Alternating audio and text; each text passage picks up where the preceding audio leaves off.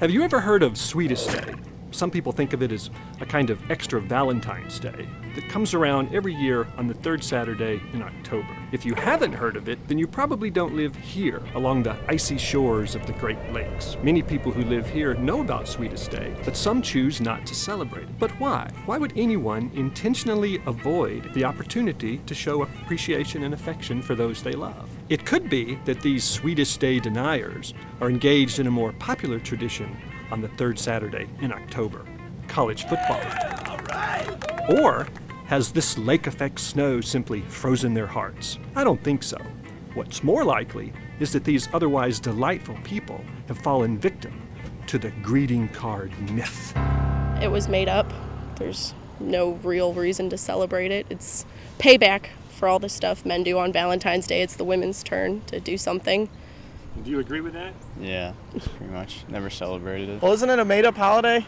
Didn't Hallmark make it up? Just kind of always been under the impression that it's made up, like greeting cards. Do you celebrate it? No.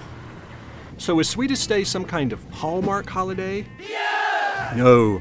Hallmark didn't invent its first Sweetest Day card until the 1960s, while the first Sweetest Day was held in 1921 in Cleveland, Ohio, where, coincidentally, American Greetings is headquartered. But they didn't invent it either. They were busy in 1921 printing picture postcards for Euclid Beach Amusement Park. In fact, it wasn't the greeting card industry at all behind the origin of Sweetest Day. It was the candy industry. Oh, thank you. On May 10, 1916, the National Confectioners Association held its 33rd annual convention here at the Hotel Statler in Detroit, Michigan, where the group of candy makers voted to approve an historic resolution. We so move that the second Saturday of the month of October in each year be designated as Candy Day. The first celebration of Candy Day will be held on the 14th of October next. A little effort and hard work by all hands in our industry will make Candy Day the happiest and sweetest day in the year. And that was the first time anybody ever used the term Sweetest Day. The first Candy Day, October 14th, 1916, was not a strong success, so the industry pledged to put more energy behind it in the following year, including giving it a new slogan, Candy Day, the sweetest day in the year. But Candy Day 1917 was not to be because someone insisted that it be canceled, and you've probably heard of him, Herbert Hoover.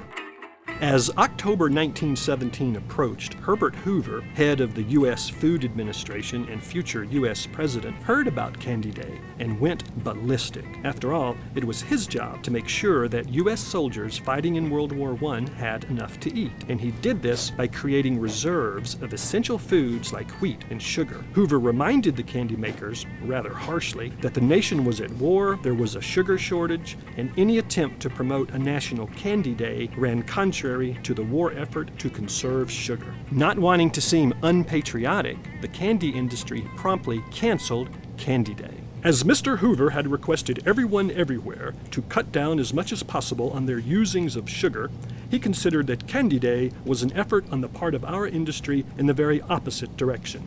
Therefore, we shall discontinue further activities and publicity related to nationwide Candy Day. America. And that was the end of Candy Day. But that's okay, because as it turns out, the confectionery industry really didn't need a national Candy Day to boost sales in October. That's because another holiday was growing in popularity. In the late 1800s and early 1900s, Scottish and Irish immigrants arriving in America brought with them the ancient Celtic tradition of guising, which comes from the word disguise. Today, we call that trick-or-treating. After the end of World War I, when the sugar shortage was over, Candy Day was reimagined and reborn, this time officially as Sweetest Day, and it started on October 8, 1921 in Cleveland.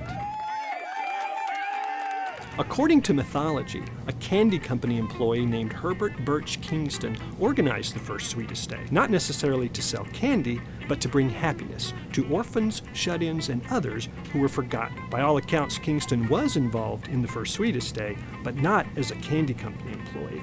In 1921, he was the president of the Kingston Company, an advertising agency located on the 3rd floor of this office building in downtown Cleveland. Kingston was an ad man. So what did Herbert Birch Kingston do for Sweetest Day? Well, for one thing, it's likely that he helped orchestrate the publication of this special advertising section, which ran in the October 2nd, 1921 edition of the Cleveland Plain Dealer. The newspaper acknowledges how these 8 Cleveland confectioners came together to form the first Sweetest Day in the Year committee. The group's promotional efforts also included recruiting 2 silent movie stars, Ann Pennington, who later shocked the nation by appearing nude in the 1925 film The Mad Dancer, and Theda Bara, the original Queen of Goth, who became a household name after starring in the movie Cleopatra. On the first Sweetest Day, the Founding Fathers distributed 10,000 boxes of candy to Cleveland orphanages and other charities, while these 2 silent movie stars passed out thousands more to the underprivileged at local movie theaters. In addition, Ann Pennington gave candy to 2,500 newsboys who stormed the Cleveland Advertising Club, where Herbert Birch Kingston was most likely a member. The day was a huge success. Everywhere we went, we were greeted with cheers. At one nursing home, an elderly lady told us with tears in her eyes that no one ever thought of giving them candy. So the 8 men we have to thank for spearheading the first Sweetest Day, along with Kingston, and bringing so much joy into the world, are these members of the 1921 Sweetest Day in the Year Committee. These men must be given great credit for the success of the Sweetest Day campaign. All of Cleveland knows what was accomplished. In October of 2000, Herbert Kingston's youngest daughter, the late Janet Kingston Knapp, wrote a letter to Hallmark thanking the company for finally acknowledging her father's role in the creation of Sweetest Day. This day meant very much to my father, and he would be so happy that it is still being celebrated now. My dad was the kindest, loving man, not only to his children, but to everyone. While working to organize that first Sweetest Day, Herbert Birch Kingston fell in love with this idea of kindness and tenderness.